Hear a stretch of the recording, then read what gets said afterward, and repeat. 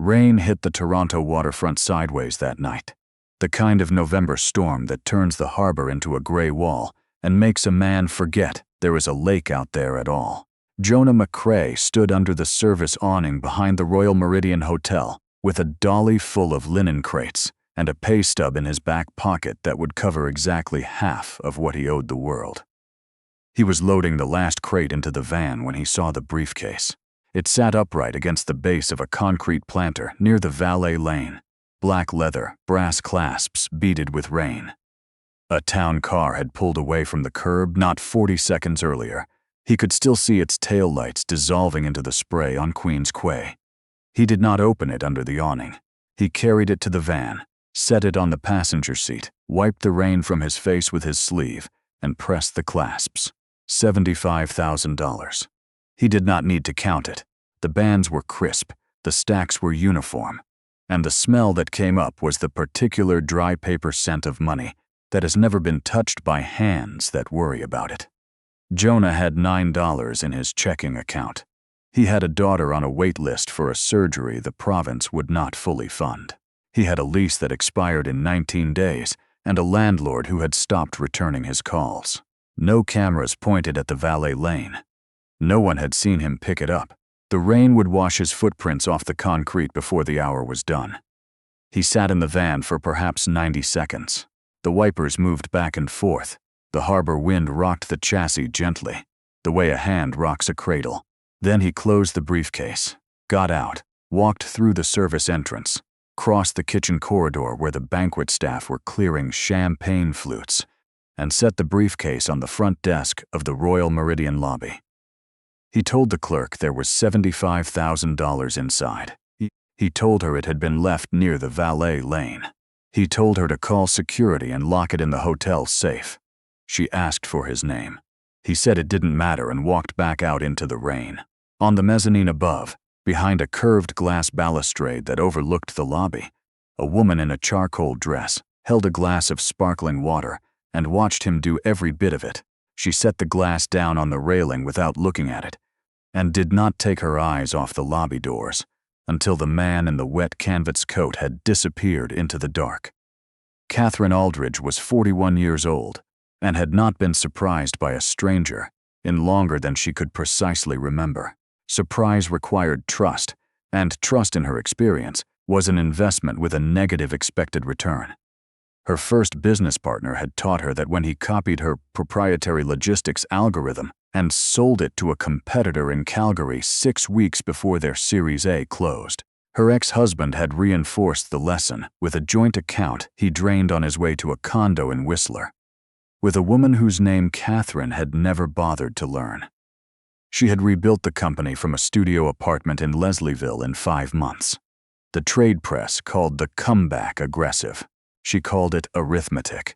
Now she ran Aldridge Pacific, a holding company with interests in shipping, insurance, and commercial real estate across 4 provinces.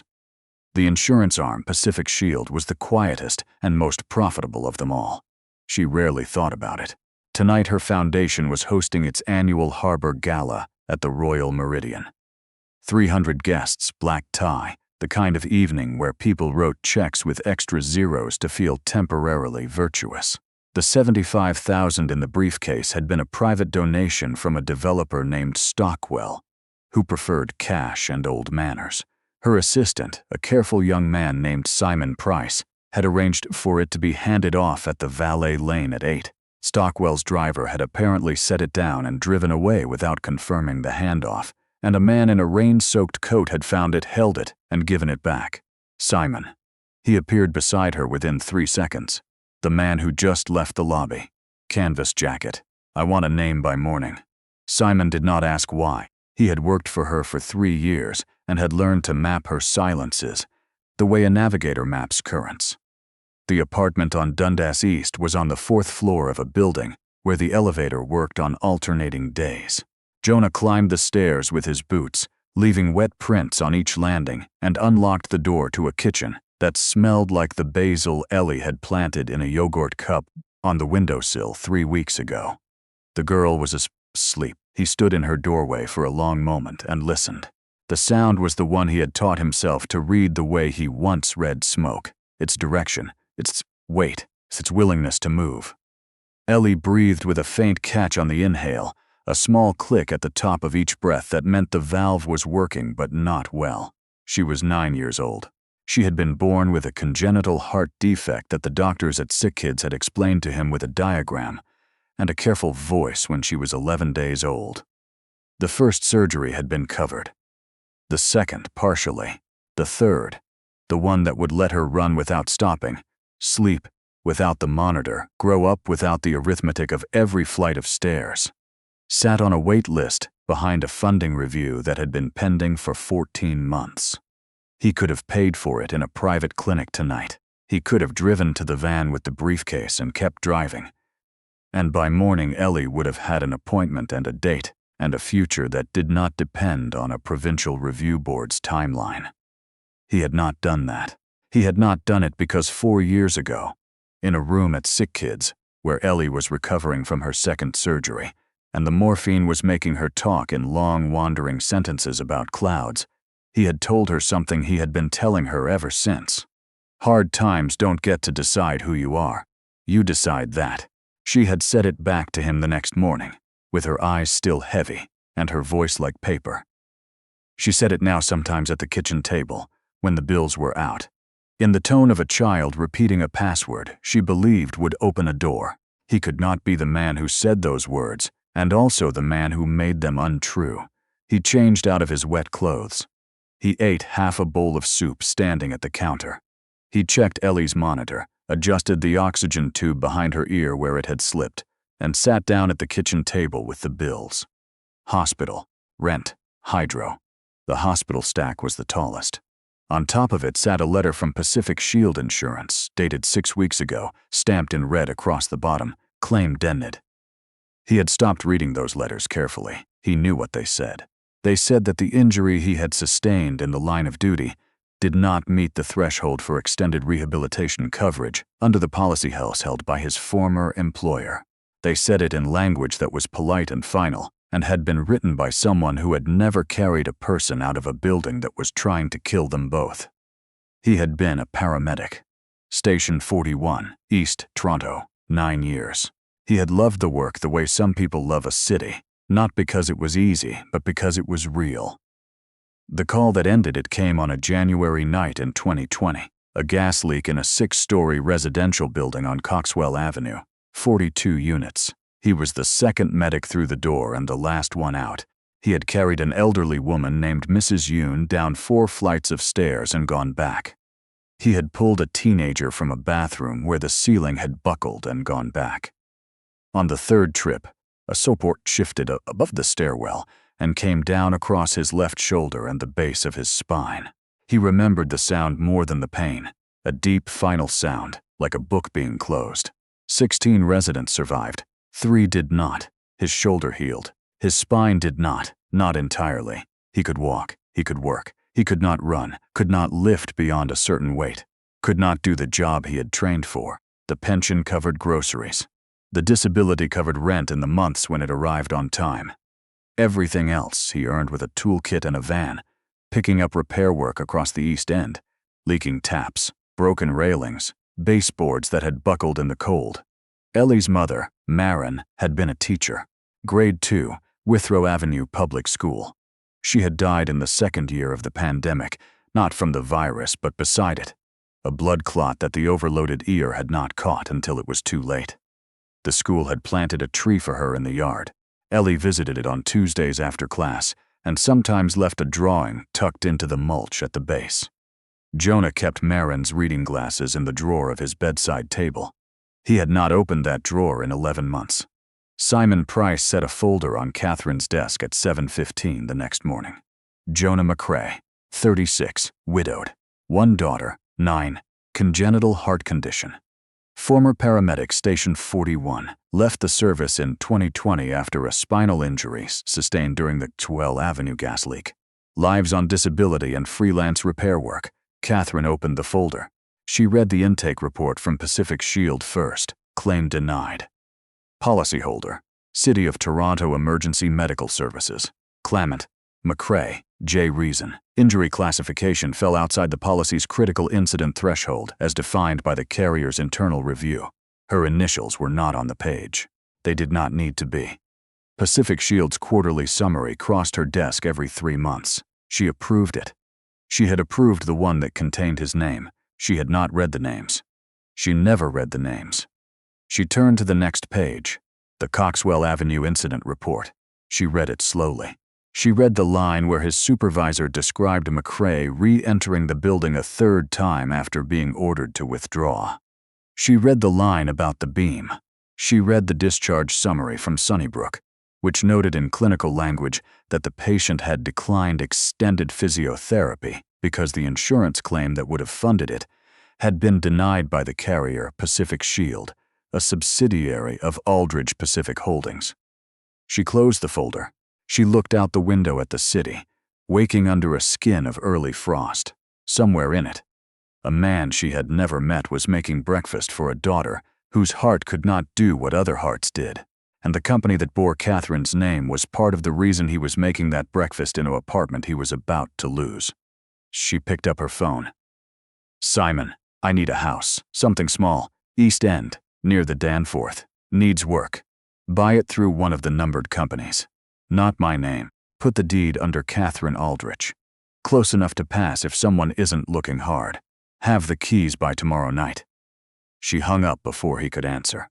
The house on Langley Avenue was a narrow semi-detached in Riverdale, red brick, white trim gone gray, a porch that leaned 2 degrees to the south and a back door that stuck in the cold. She posted a listing in a community board newsletter, the kind printed on colored paper and pinned to the corkboard at the laundromat on pape. Handyman needed, general repairs, fair rate. She signed it Catherine. He called on a Thursday evening. His voice was lower on the phone than she had expected, and steadier. "McCrae Repairs. My name is Catherine Aldrich. I bought a place on Langley and it needs more work than the inspection suggested. I was told you're reliable." "Who told you that?" "The listing at the laundromat on pape." He was quiet for a beat. She could hear behind his voice the faint mechanical rhythm of a heart monitor, distant and steady. "I can come Saturday morning. I charge $40 an hour and I'll give you a written estimate before I touch anything." "Saturday is perfect." She gave him the address. She set the phone down on the counter of the empty kitchen and stood there for a long time, listening to the sound of the old house settling around her like a held breath. He arrived at 9:53. She had been watching from the front window since 8:30, which she recognized as excessive, but did not stop. In daylight, he was leaner than he had looked in the hotel lobby. The canvas jacket was the same. His boots were work-worn but clean. He carried a red metal toolbox in his left hand and favored his right side when he walked, a slight asymmetry she would not have noticed if she had not read the discharge summary. He shook her hand at the door. "Miss Aldrich, Catherine, please." "Catherine." He stepped past her into the hallway and looked up at the ceiling, then down at the baseboards, then at the angle where the wall met the floor. He was already working. Whoever did the last renovation cut corners on the wiring upstairs. "I'd want to open that wall before we do anything cosmetic. Whatever you think is best." He glanced at her with the mildly puzzled expression of a man accustomed to clients who argued, and went up the stairs. She had expected it to feel like deception. It felt instead like sitting across from someone who looked at her without calculation. He gave her a written estimate after an hour. He charged less than he should have. She asked him why. "Because that's what the work costs," he said, in a voice that closed the subject the way a door closes a room. He did not ask about her life. He did not comment on her clothes or her car, or the evident newness of every fixture in the kitchen. He looked at the walls. He looked at the pipes in the basement. He looked at the furnace and said the heat exchanger was cracked and would need replacing before the real cold came. On his second visit, she left her handbag on the kitchen counter, unzipped, while she took a call in the other room. When she came back, the bag was exactly where she had left it, and Jonah was on the back porch, reshimming a door frame. She picked up the bag and checked the cash inside. $2,200, untouched. She stood in the doorway and watched him work and felt something shift behind her ribs that she did not have a name for. Ellie came on the third Saturday. He had called the night before, his voice careful. Her sitter's sick, and I can't turn down the hours right now. She'll stay in the truck with her book. She won't bother you. Bring her inside, Catherine had said. It's too cold for the truck. Ellie came up the front walk holding her father's hand and a paperback with a wolf on the cover.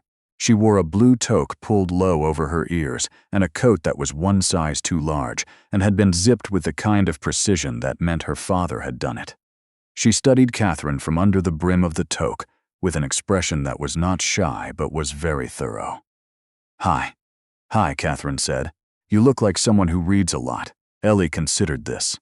I read more than most adults I know. She said it without vanity, the way a person states the weather.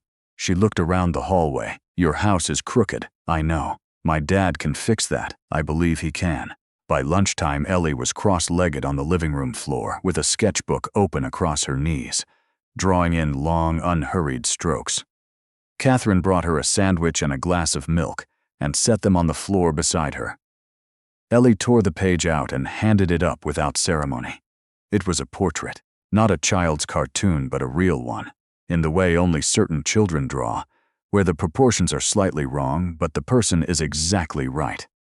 Catherine's face, the line of her jaw, the way she tucked her hair behind her left ear, the slight forward lean she did not know she had. Across the bottom in careful block letters, Ellie had written, Dad's new client. Catherine folded the drawing once, slipped it into the inside pocket of her jacket, and did not take it out again for weeks. That evening, after they had gone, she sat in the empty kitchen and held her phone, and almost called Simon to end the entire arrangement. She did not call. She sat with the phone in her lap and the drawing in her pocket, and the house settling around her, and she understood that she had crossed a line she could not uncross, and that the longer she stayed on this side of it, the more it was going to cost everyone in the room. The trouble began on a Tuesday.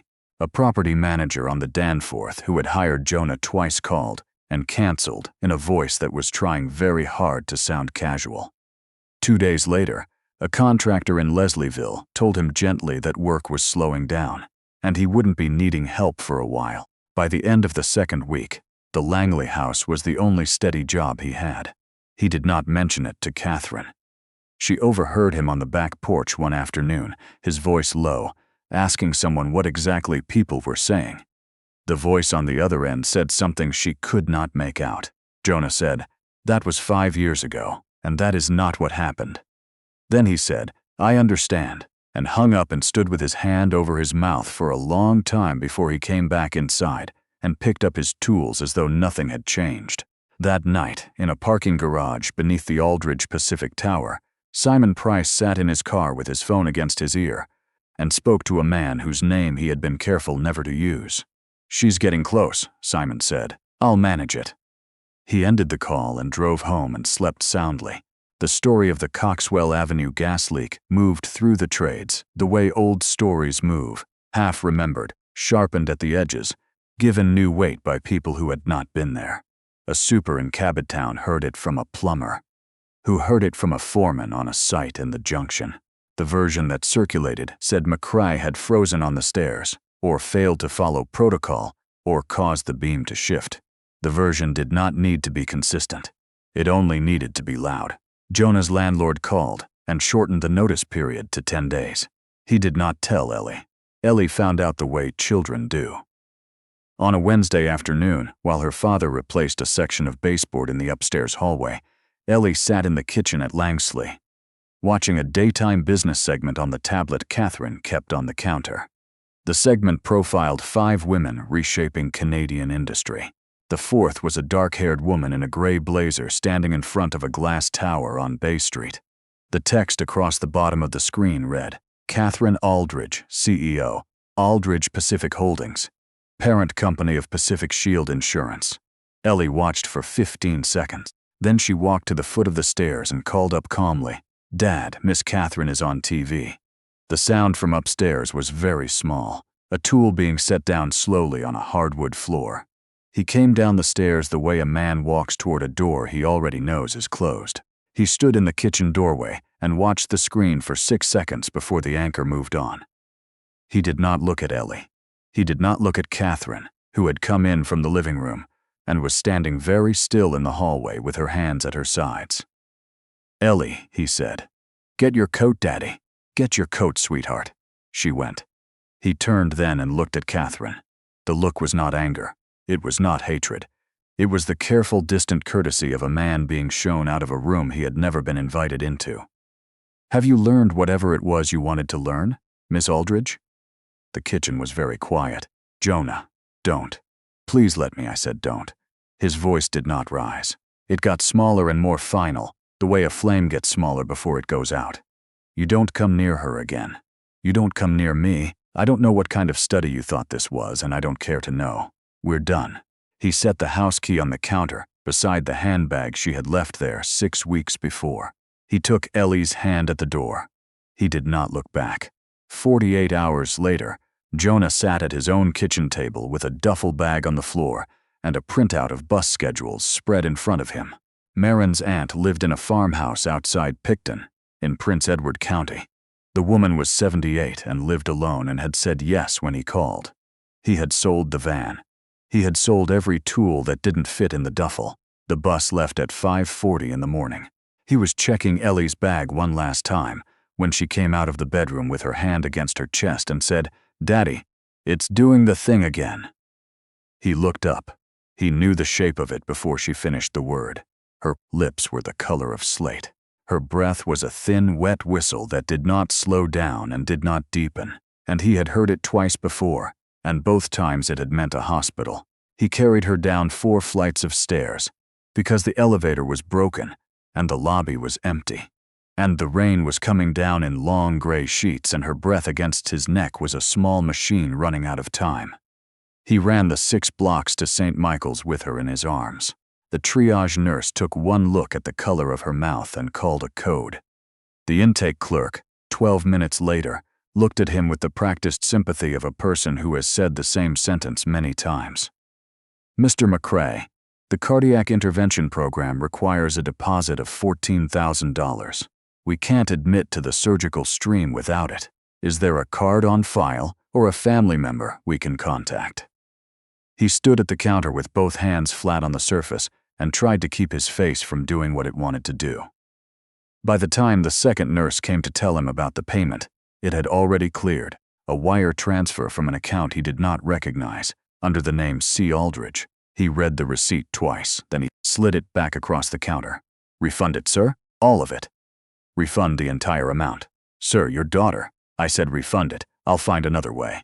He did not know that across the city, in an office on the 39th floor of a glass tower on Bay Street, Catherine Aldridge was opening the first email from a reporter at the Globe, and mail asking for comment on what the paper was calling a months-long covert surveillance of a working-class single father. He did not know the source quoted in the email was a senior member of her executive team.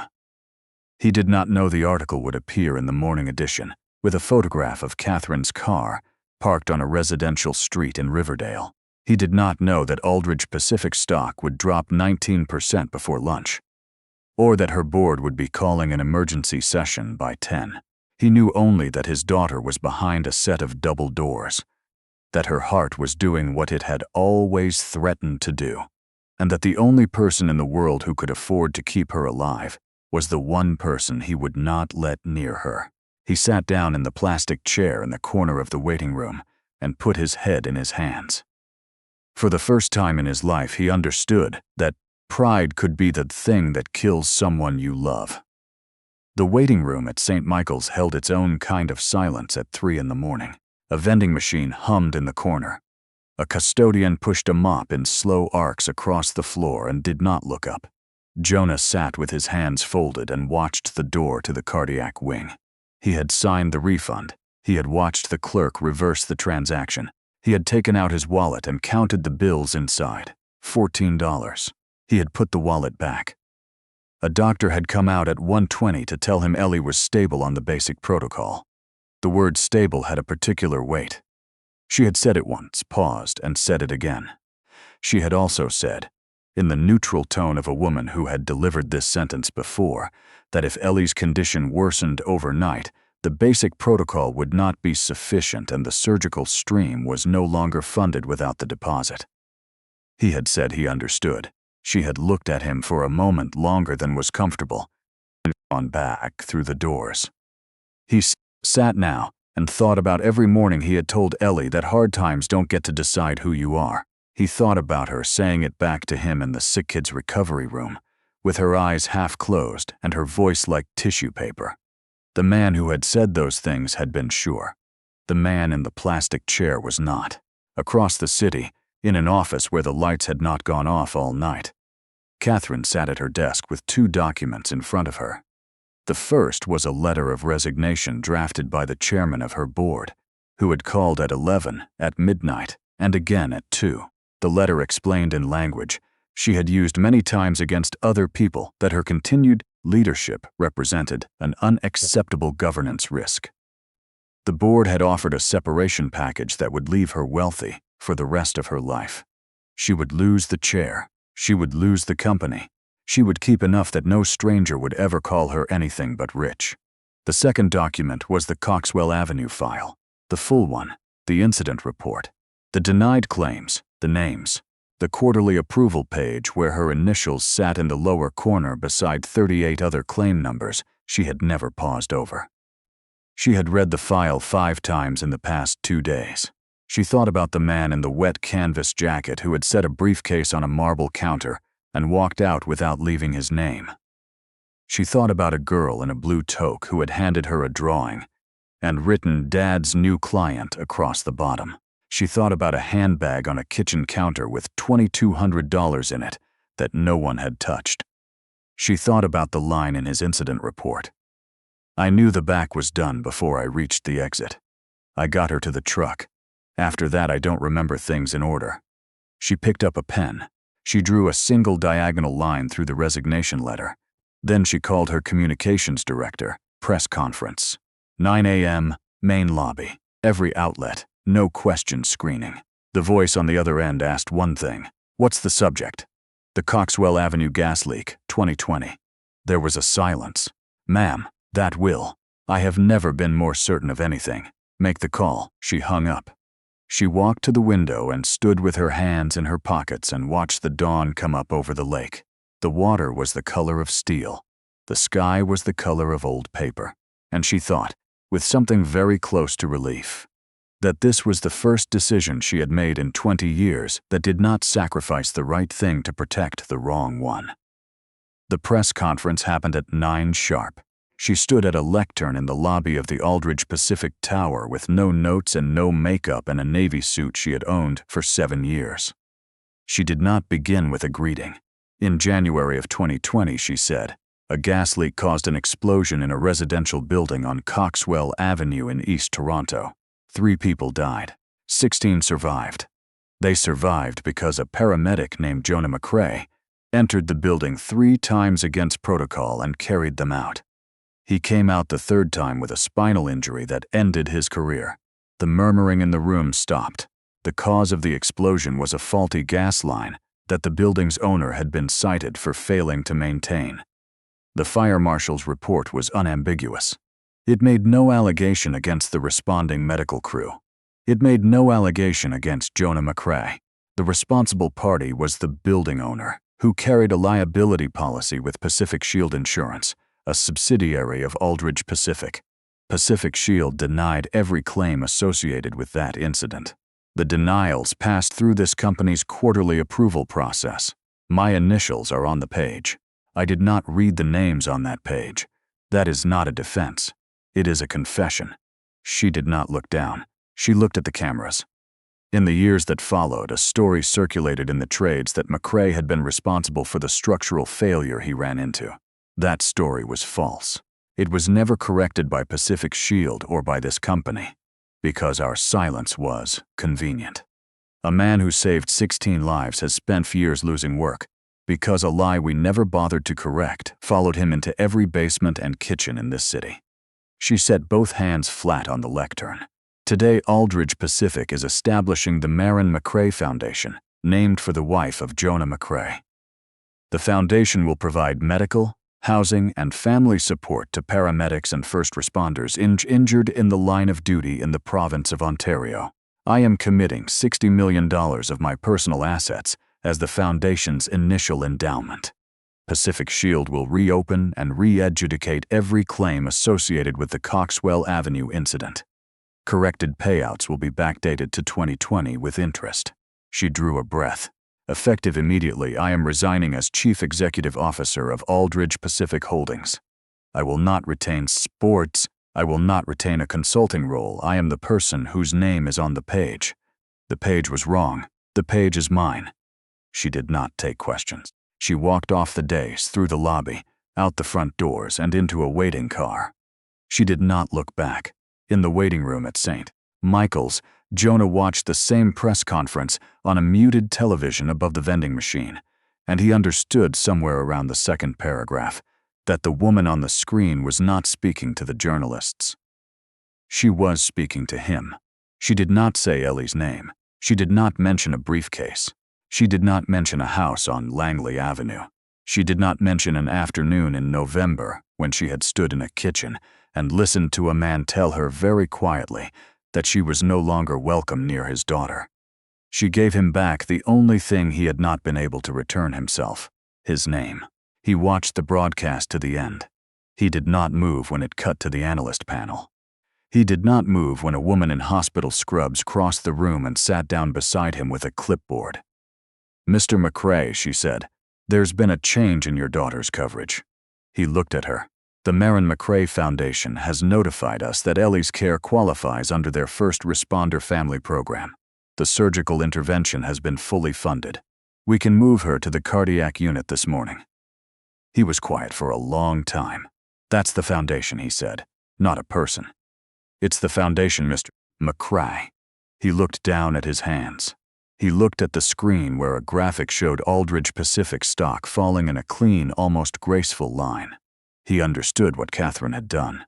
She had not wired the money to his account. She had built a building around the wire and put a door on it. He could walk through without owing anyone anything except the country he had once been willing to walk into a collapsing building for. It was not charity. It was what she had called it, a debt repaid in the only currency he had ever agreed to accept, which was the truth. "Move her," he said.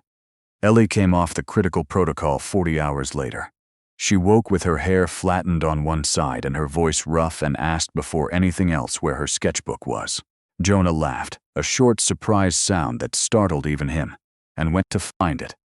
She drew that afternoon a picture of a hospital window with rain on the glass and a small girl in the bed and a man in a canvas jacket asleep in the chair beside her. At the bottom of the page she wrote in her careful block letters, "We get to keep him."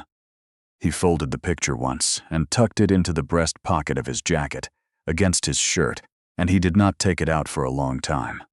7 months later, the days were warm. Jonah opened a small shop on a corner in Leslieville, in a brick storefront that had been a shoe repair for 30 years and then nothing for 5.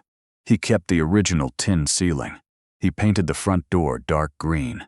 He hung a hand-lettered sign above the entrance that read in plain block capitals, "McRae and Daughter Repairs." "The" and "daughter" had been Ellie's idea. He had told her she didn't need to be on the sign. She had told him, with the particular seriousness of a 10-year-old who has considered the matter thoroughly, that she absolutely did. The shop did not make him rich. It made him enough. He had a workbench by the front window and a row of mismatched chairs along the wall, and a kettle in the back room that was almost always on. Neighbors brought in lamps and clocks, and a sewing machine that had belonged to someone's grandmother. Ellie sat at a small desk by the back window, with her sketchbook open, and listened to her father talk to people who, more and more, were starting to talk back. Catherine Aldridge did not appear in the news any longer. The press cycle that followed her resignation had been harsh, then brief, then replaced by the next cycle and the one after that. The Marin McRae Foundation grew quietly under the direction of a small board that did not include her name. Aldridge Pacific stock recovered, then surpassed its previous high under a new CEO, who had been her deputy for 5 years. Simon Price had been removed from the building within 72 hours of the press conference, on the recommendation of an internal investigation he had not known was running. His current circumstances were not Catherine's concern. She lived now in a smaller apartment in the annex, in a building without a concierge, and she did her own grocery shopping. She had taken a while to learn how to pick avocados. She found, to her own surprise, that she did not miss any of what she had given up. In late May, she went to Hyde Park to walk. She had not gone there to find him. She had gone because the trees were in full leaf, and the light through them was the color of new paper, and because she had spent the morning at the foundation office and wanted air. She saw Ellie first. The girl was 10 now and had grown 3 inches over the winter. She was sitting on the grass beneath a maple, with her sketchbook open across her knees, drawing in long, unhurried strokes, and she looked up the moment Catherine came around the path, as though she had heard her coming from a long way off. Miss Catherine.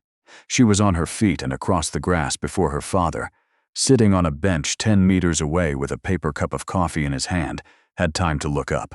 She hit Catherine at full speed around the waist and held on. "You look different," Ellie said into her coat. "Your hair's longer." "You're taller," Catherine said. "I know. I had to get new shoes 3 times. Jonah walked over slowly. The paper cup was still in his hand. He did not extend it for a handshake. He did not put it down. He stopped about 3 feet away. "Hello, Miss Aldridge. Catherine, please." "Catherine." Ellie released her, looked up at her father, and with the diplomatic instinct of a child who knows exactly when adults need to be left alone, said, "I'm going to go draw the pond." She picked up her sketchbook and walked in a deliberate way that fooled no one to a bench 10 meters away, with an excellent view of both of them. The 2 adults stood under the maple. For a while, neither spoke. A breeze moved through the leaves above them. A dog barked somewhere near the water. "Why did you follow me that night?" he said. She had thought about the answer for 7 months. "Because I watched a man with every reason in the world to keep that briefcase," she said, "and he chose to give it back. And I needed to know if a person like that was real. I didn't believe one could be." He looked at her for a long time. "And now?" She glanced toward the bench where Ellie sat with her sketchbook balanced on her knees, head bent, pencil moving in small, careful arcs. "Now I believe," Catherine said, "and I'm learning how to be one." He did not answer right away. He looked at the paper cup in his hand. He looked toward the east, in the direction of his shop, though the shop was not visible from where they stood. He looked back at her. "Ellie's been asking when you were going to come by the shop," he said. "Has she?" "For a few months now." "What do you tell her?" He looked at her, and for the first time since she had met him, there was something in his face she had not seen before. It was not quite a smile. It was the thing a smile becomes when a man has not allowed himself one in a very long time. "I tell her soon," he said. "I tell her soon." Across the grass, Ellie tore a page from her sketchbook, examined it, and added something in the lower corner in her careful block letters. The drawing showed 3 people standing under a tree. She did not write family across the bottom. She wrote, "The good ones."